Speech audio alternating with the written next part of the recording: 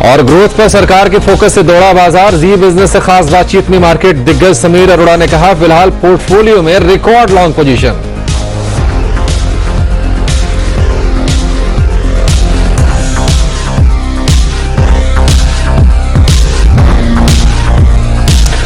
नमस्कार, market our में आपका स्वागत है। आपके साथ मैं हूं अभिषेक चतुर्थम।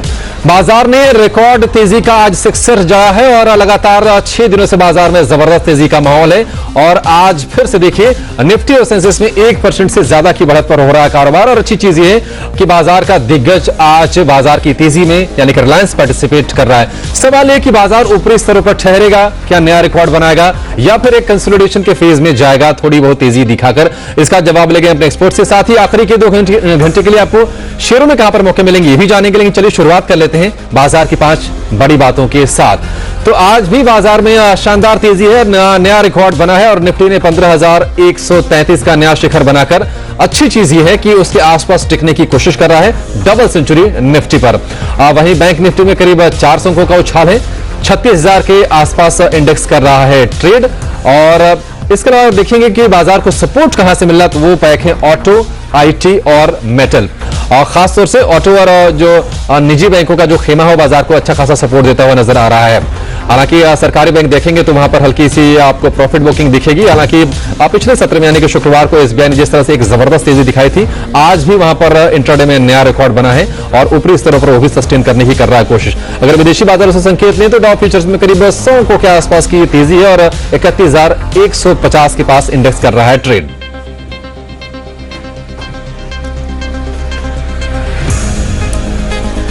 और मार्केट आवर में बाजार में स्ट्रेटजी और एक्शन वाले शेयर पर बातचीत करने के लिए हमारे साथ जुड़ गए हैं एलकेपी सिक्योरिटीज के रोहित सिंगरे। रोहित, बहुत शुक्रिया आपका समय देने के लिए। जी बिजनेस पर आपका बहुत बहुत स्वागत है। सबसे पहले आपसे समझना चाहेंगे, देखिए लगातार एक 6 दिनों की स्ट्रेट एक तेजी है, एफआईएस का सपोर्ट है। 5 दिनों में तकरीबन 13-14 हजार करोड़ रुपए के आसपास के शेयर खरीद लिए हैं।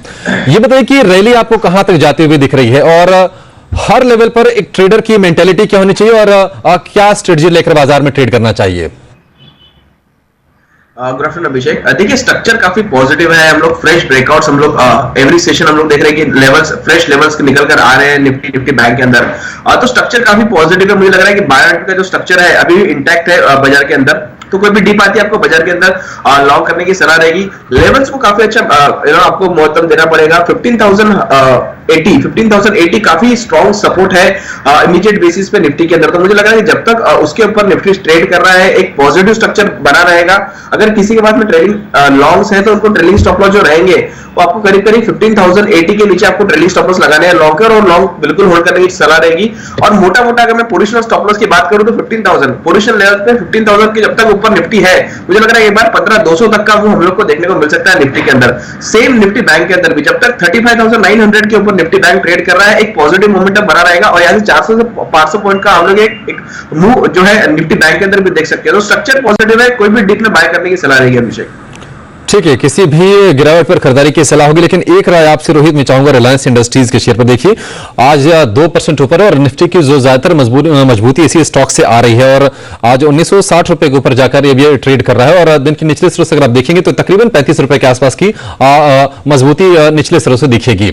रिलायंस में क्या कोई एक फ्रेश और नई तेजी के संकेत आपको दिख रहे हैं?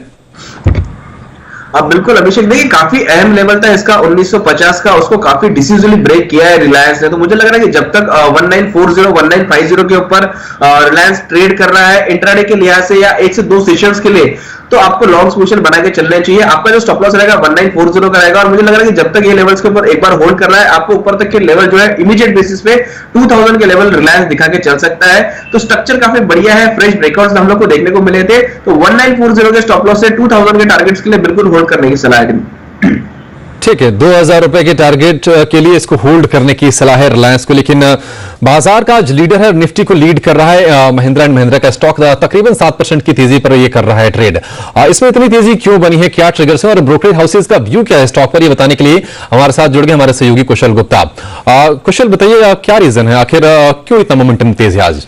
बिल्कुल अभिषेक, तो नतीजे तो बेहतरीन थे ही और उस वजह से पॉजिटिव ब्रोकरेज अपग्रेड्स भी आते हुए नजर आए हैं, जिसके टारगेट्स मैं आपको बाद में बताऊंगा। पर इंटरेस्टिंग यहां पर स्टफ जो डेवलप हो रहा है वो ये है कि जो Amazon है, ई कॉमर्स जायंट, उनके साथ महिंद्रा इलेक्ट्रिक जो M&M की होली ओन सब्सिडियरी है, उन्होंने ऐसे सूत्रों के वाले से खबर पता चल रही है कि जो 3 व्हीलर इनके हैं, इलेक्ट्रिक 3 व्हीलर जो ट्रायो जोर के नाम से, वहां पर जो ग्लोबल कारोबार के लिए, जो ग्लोबल फ्लीट में अपने शामिल करने के लिए Amazon ने इनके साथ करार कर लिया, ऐसा सूत्र बता रहे हैं। और यही नहीं, जो तेजी पकड़ रहे हैं इनके इलेक्ट्रिक व्हीकल्स, ओवरऑल अभी अगर आप देखें तो बेहतरीन तेजी वहां पर बन रही है। और खासकर अगर आप देखें तो पिछले कुछ महीनों में ऐसी खबरें आ रही हैं कि जो इलेक्ट्रिक व्हीकल्स के ऑर्डर्स है, 1000 यूनिट से ज्यादा के ईवी ऑर्डर्स जो है, इन्होंने Amazon इंडिया से ऑलरेडी जीत लिया। अब तक के सबसे बड़ा ऑर्डर है, ऐसा सूत्र बता रहे हैं। तो ये 2 बड़े डेवलपमेंट्स हैं। और साथ ही अगर आप देखें तो वियतनाम और साथ ही जापान के जो Amazon के लॉजिस्टिक पार्टनर है, उनको ऑलरेडी इन्होंने जो इलेक्ट्रिक 3 व्हीलर है ट्रियो जोर के नाम से वो सप्लाई कर दिया है। तो वहां पे और फर्दर टेस्टिंग हो रही है। इनफैक्ट Amazon ओवरऑल उनकी जो ग्रुप स्ट्रैटेजी है वो ये है कि 2030 तक 1 लाख से भी ज्यादा ईवीज वो लाने की, अपनी ग्लोबल फ्लीट में शामिल करने की उनकी योजना है। तो अपने आप में ये काफी बड़ा डेवलपमेंट होगा और इनके लिए इससे ये क्लियर है कि जो महिंद्रा इलेक्ट्रिक है उनके लिए ईवी ऑर्डर्स, वहां पर स्पेसिफिकेशंस और वहां पे जो सर्टेनिटी आ रही है, ये चीजों को देखते हुए, क्योंकि फ्लिपकार्ट और साथ ही बिग बास्केट जैसे जो बड़े प्लेयर्स हैं, जियो मार्ट को इंक्लूडेड, उन्होंने भी ईवी का अब इस्तेमाल शुरू कर दिया है। तो जो ई कॉमर्स के लिए स्पेशली ईवी के लिए जिस तरह का अब ऑर्डर का रुझान बन रहा है, वो इनके लिए काफी दमदार आगे के लिए कैश आउटफ्लोज, माफ कीजिएगा, कैश इनफ्लोज जो है अश्योर कर रहा है।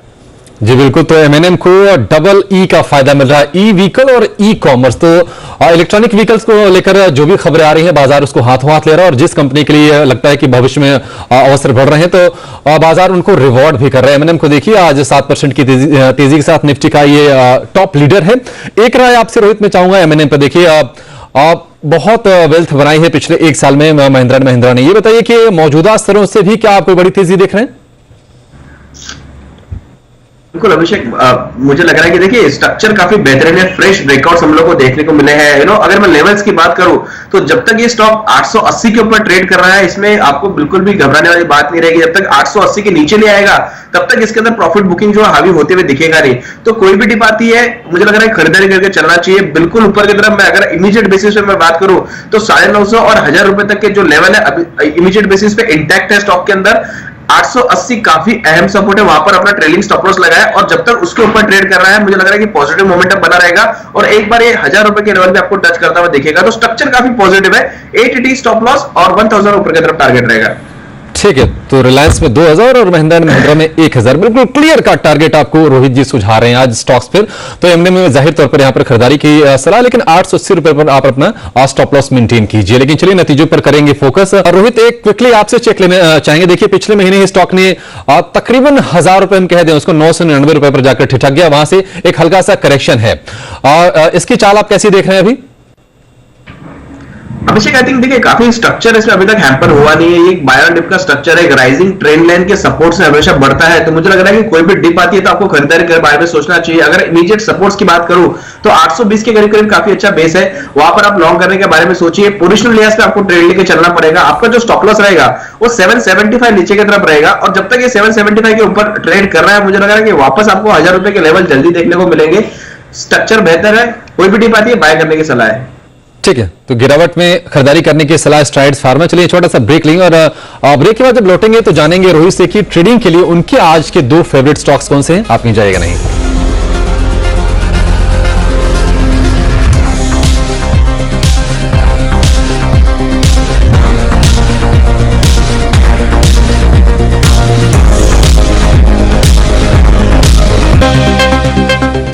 बाजार में शानदार 1.25% के आसपास की मजबूती है, लेकिन एक नजर डालेंगे एनसीसी के शेयर पर। तकरीबन 100 रुपए के आसपास जाकर ट्रेड कर रहा है और दिन की ऊंचाई के आसपास हो रहा है इसमें कारोबार। देखिए 19% मजबूत है ये स्टॉक। रोहित, आपसे एक साथ 2 सवाल पूछूंगा। देखिए, सुबह के सत्र में एनसीसी के स्टॉक के 130 तक पहुंचने की उम्मीद जताई थी अनिल सिंघवी जी ने, और देखिए 100 रुपए के आसपास ये शेयर पहुंच भी गया है। ये बताइए कितने बड़े दायरे इसमें खुलते दिख रहे हैं और आपको आज ट्रेडिंग के लिए क्या पसंद है? अभिषेक देखिए, अगर मैं इसके इमीडिएट हर्डल की बात करूं तो इसका जो इमीडिएट हर्डल है एनसीसी का पर्टिकुलरली वो 100 रुपए के करीब करीब ही है।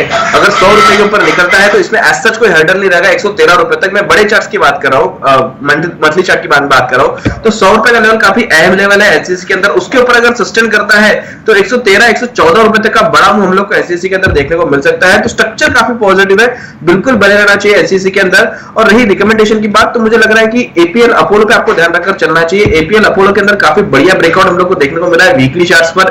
एक फ्लैग ब्रेकआउट हम लोग जिसको बोलते हैं, वो ब्रेकआउट हम लोग को देखने को मिला है एपीएल अपोलो के अंदर। यहां पर आपको लॉन्ग करने की सलाह रहेगी। थोड़ा पोजीशन लिहाज से आपको देखना पड़ेगा। ऊपर की तरफ 1000 1050 ये दो टारगेट रहेंगे और आपका जो स्टॉप लॉस रहेगा 920 रुपए 920 इमीडिएट बेसिस पे आपको स्टॉप लॉस मेंटेन करके चलना है। और ऊपर की तरफ मुझे लग रहा है कि ये स्टॉक एक बार आपको 1000 1050 तक का लेवल दिखा सकता है। सेकंड स्टॉक जो मेरा रडार पर है वो है रेन इंडस्ट्री।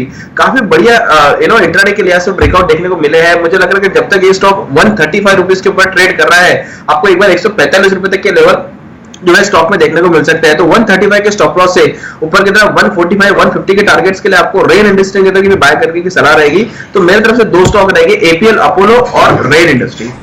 ठीक है, एपीएल अपोलो और रेन इंडस्ट्रीज दो स्टॉक की ट्रेडिंग के लिहाज से। रोहित, बहुत शुक्रिया आज आपका समय देने के लिए और हमसे शेयरों के अलावा बाजार पर अपनी राय हमसे साझा करने के लिए। चलिए, शो को यहीं समेटेंगे, एक छोटा सा ब्रेक लेंगे और ब्रेक के बाद लेकर हाजिर हुए फाइनल ट्रेड। आप कहीं जाएगा नहीं। नमस्कार।